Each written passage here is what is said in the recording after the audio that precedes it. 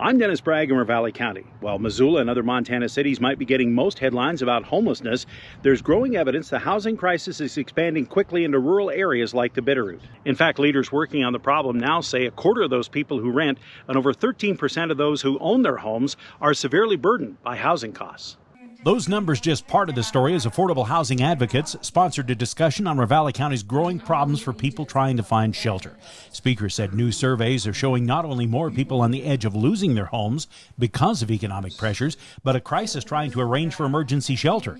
The few apartments or homes available are beyond many budgets, and the boom in pandemic travel makes the few hotel rooms in the Bitterroot full and expensive.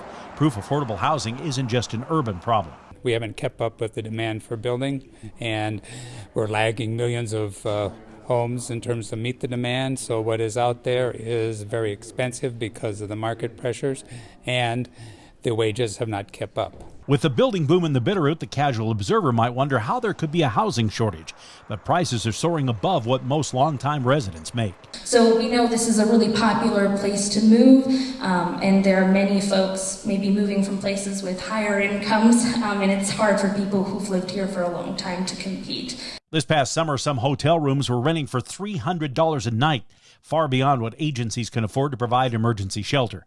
So the panel said most of the hidden homeless in the Bitterroot are families being forced to camp out if they can find a spot, or crowding in with others. And the problem is also keeping domestic violence victims from finding safety because they're afraid of living on the street. In rural Montana, folks who are homeless are not always visible and often living with friends and relatives, and they're doubled up because they can't afford their own housing.